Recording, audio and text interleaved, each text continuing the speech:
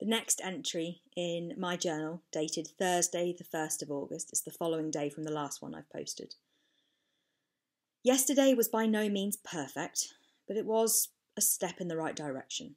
I struggled throughout the day with being stuck in that quasi rut. I didn't get the biscuit straight away.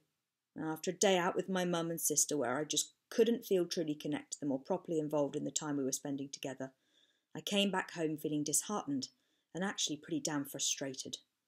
I have so many good intentions, but intentions aren't actions. I'm so guilty of choosing the 70% me, 30% ED option, and I have got to realise that this is a trap, and a dangerous one at that. I don't want to live 70% of a life. I don't want to lose 30% of my fun, my freedom, my opportunities, or my memories to restrictive bullshit. I want to be 100% me, 100% free, and 100% recovered. So after my dinner, I decided to change up my regular dessert.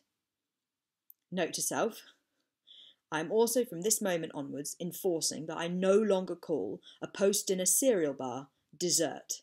Fuck that. Yes, go me. And I got a biscuit, that same biscuit that Andrew had offered me so desperately earlier the day.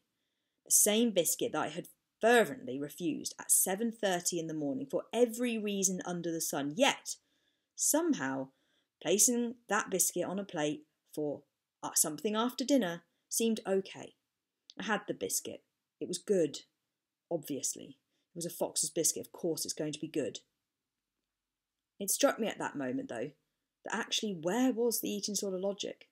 That exact biscuit was terrifying 10 hours ago, yet for a post-dinner item it was completely okay.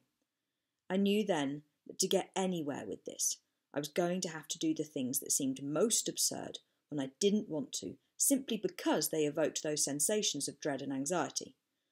So I proceeded to spend the rest of the evening chilling on the sofa, watching Miss Congeniality, loved it, and eating as many of those damn biscuits as I wanted, which ended up being most of them, and that is absolutely okay. It didn't feel incredible initially, but it was amazing how much of an impact that 2-hour period had on me.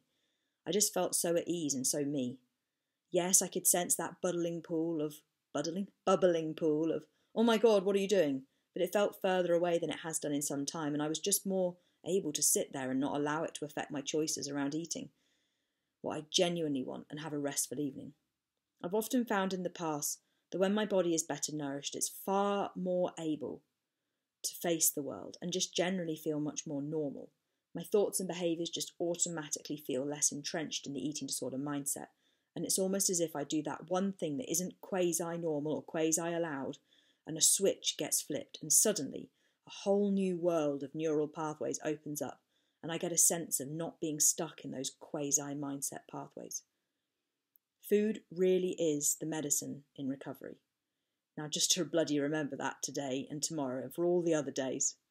All too often I get these revelations at the end of a strong recovery day, but the next morning I wake up and I end up back in that old eating disorder mindset, routines, patterns, blah, blah, blah. It's exhausting, but it will only continue happening